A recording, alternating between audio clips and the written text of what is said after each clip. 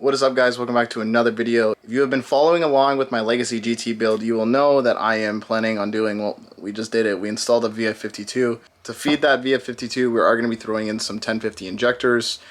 And while we're at it, we're going to do a top feed conversion with fuel rails and custom fuel lines. If you're really interested on how to do a side feed to a top feed conversion, this is the video for you.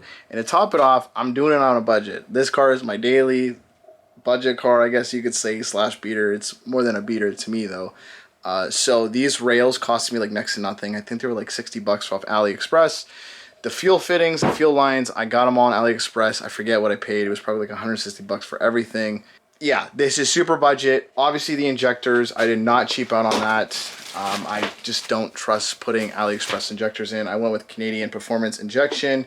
These are some 1050s. I've never ran these.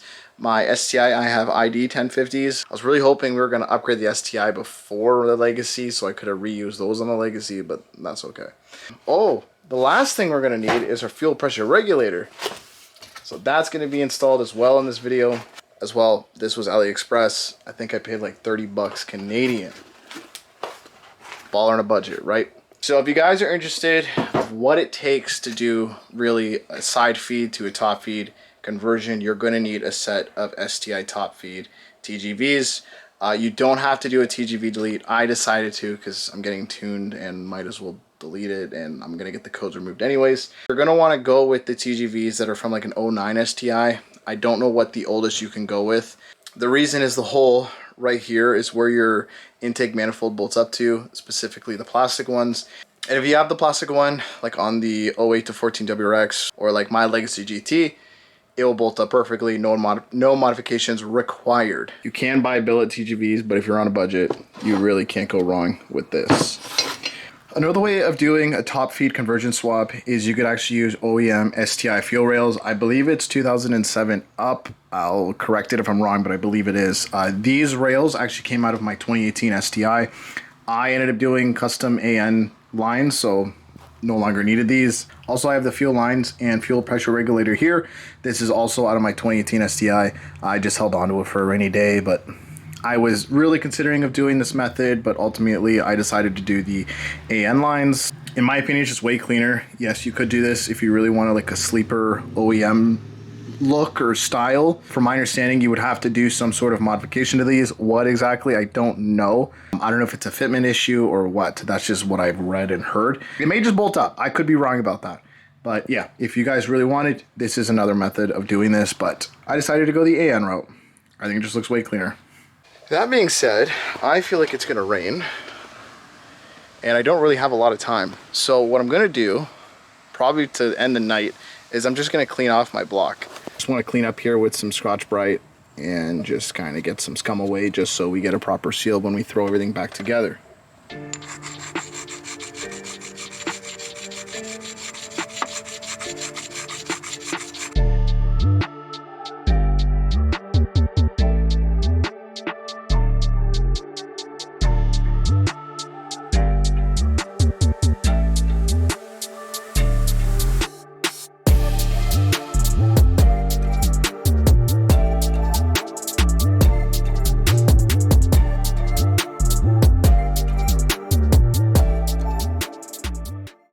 And there we have it. It's definitely not perfect. Like my STI was spotless when I got it back, but obviously it went to a machine shop, so that's why.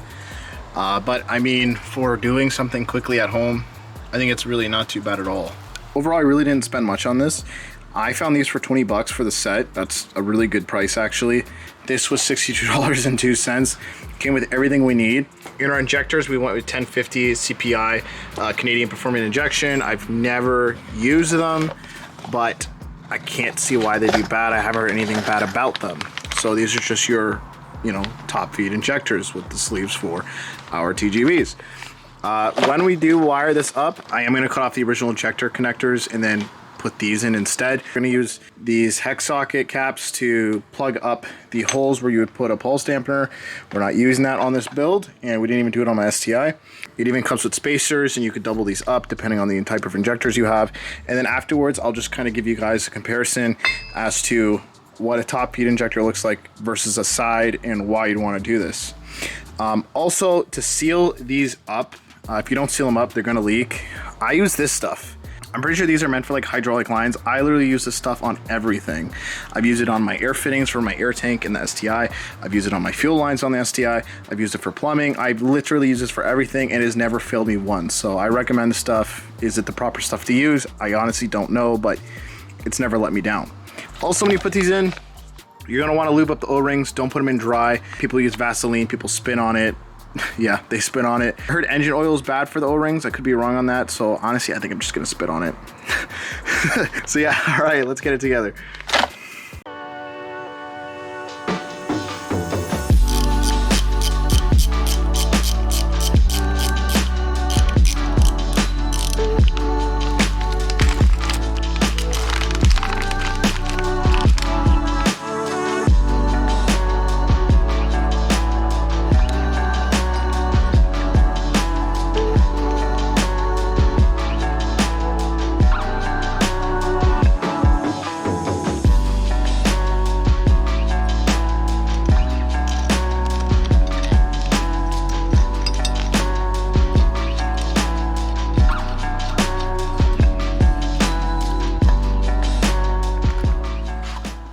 One down.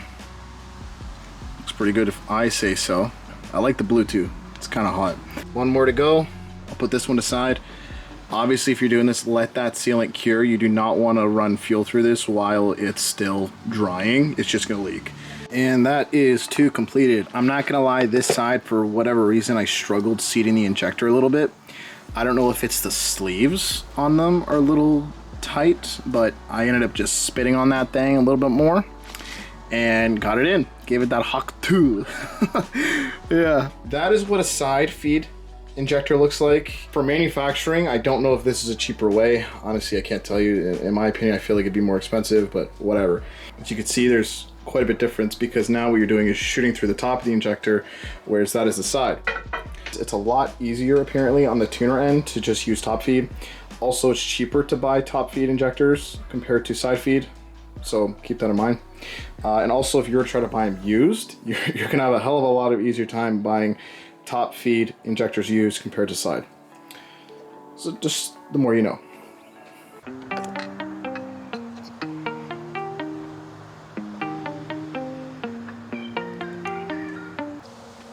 Oh, I can't believe I almost did that. Pull these out. Whoops.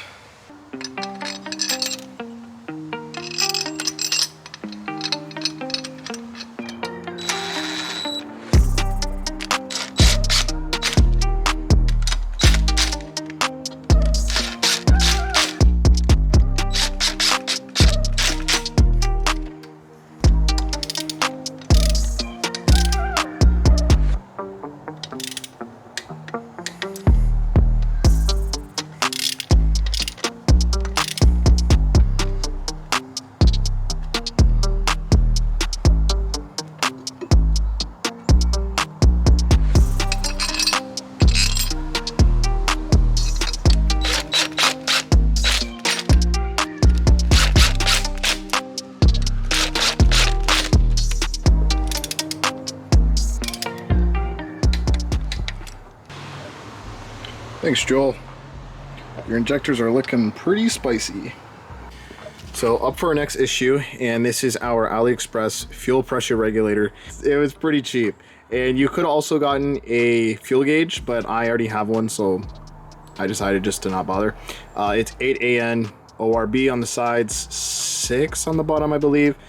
So yeah, it should do pretty well.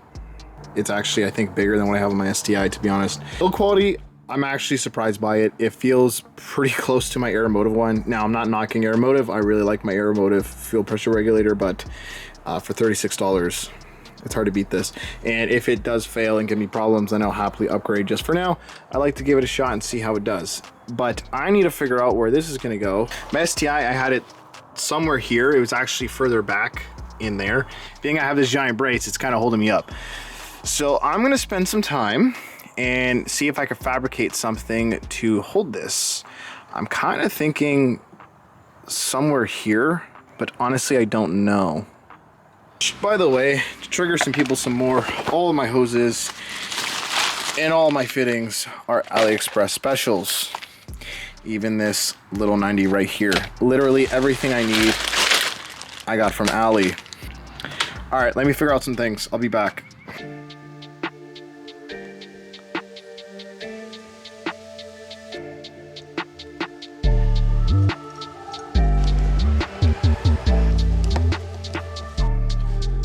And that's how she looks. Not too shabby. I just knocked over my top mount intercooler and completely smashed my blow-off valve, or my bypass valve. Great. Luckily I have a spare. Oh, I did mess it up a bit. That's not cool.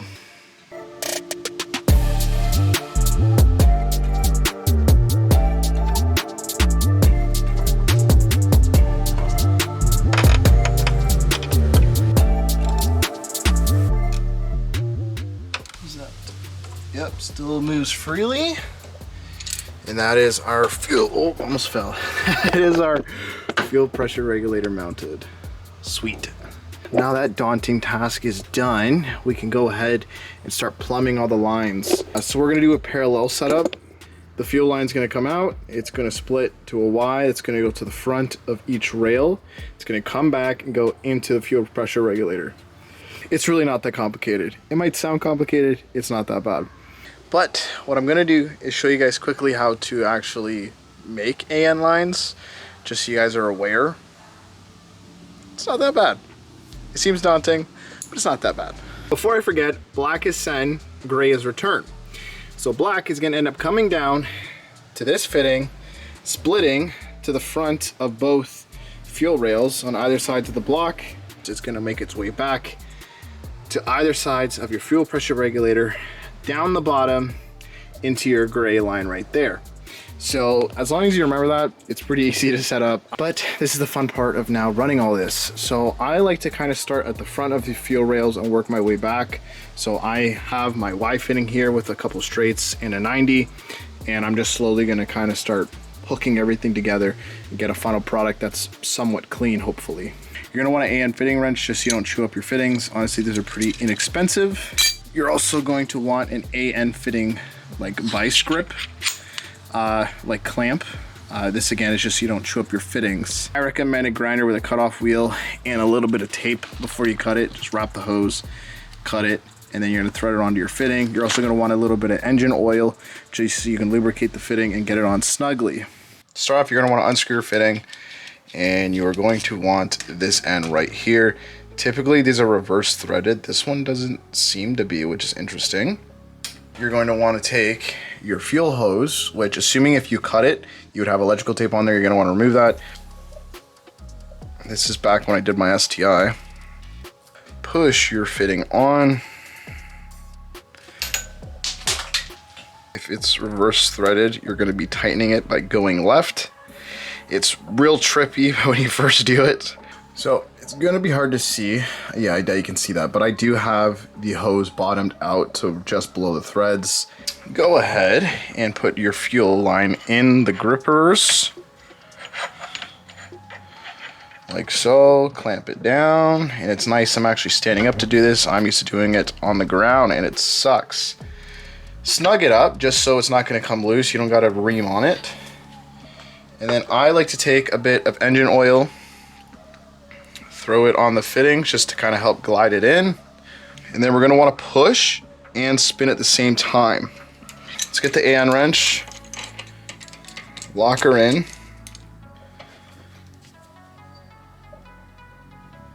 And pretty much, you're gonna go until it bottoms out. Release it, do a pull test. It's not going anywhere. So now we got to put this in the car, measure it, and then cut it to size. With the fitting we just put on back in the car, I just like to eyeball it really. So this is the fitting we're going to hook it up to. I'll take the hose, kind of get an idea where it's going to go kind of thing. And then what I'll do is I'll wrap some electrical tape around it, and then we can cut it with the cutoff wheel. Just keep in mind when you do cut these, you're gonna get bits of rubber in there. When you're done, I like to leave it at the end, is I'll take all the lines out, rinse them really well with water, and then I'll run brake cleaner through it just to really make sure I get anything, you know, and then let it dry out for about, I don't know, a couple hours, maybe a day, and then you can throw it back in. So I'm gonna go ahead, bang this one out, show you guys it installed, then I'll do the rest off camera. One down and many more to go. All right, I'm gonna put my head down, bang this out. I got a lot of cutting and twisting, I guess you could say, to do.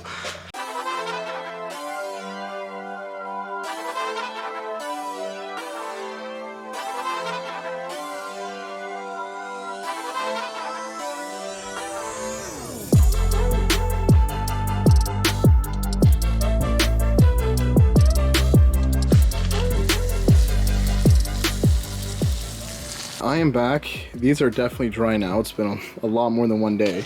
Yeah, I don't know. This is dragging on. I gotta get it done. So I get to go through and see if I can remember which line was for what. So hopefully it doesn't take too long. So let's go ahead. Hopefully this is the final install and it does not come out again. Wish me luck.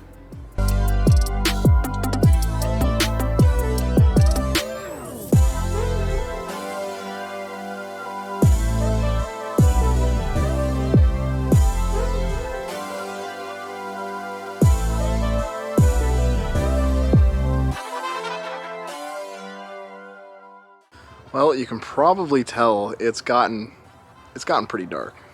So I just want to wrap this up. I really just wanted to get these fuel lines done so I can move on from this and start the next thing, which is getting the intake manifold on. So let me just run you guys through the finished product. So that's it in all of its glory. That is basically converting a side feed system to a top feed using AN line fuel rails and then top feed injectors. Just to remind you, they're 1050s. They should be good for what we're gonna do. Personally, I love AN fittings. I think it's, you know, the cleanest way to do it. It just really makes it look like your build is really thought out and put together. That's my opinion. A couple things to point out, and I don't know if this is for all top feed fuel rails or if it's more specifically just for the ones I got, but I find the hoses that come off the heads, it was pretty tight here. I kind of had to pull it back, and I'm sorry if you can't really see this, it is dark now, but on the passenger side I had to pull it back when I was tightening it, and then on the driver's side I actually had to loosen up the TGV, reposition it, get that straight line on, and then put the TGV back in place. So I am gonna have to, you know, re-torque these, as you can see.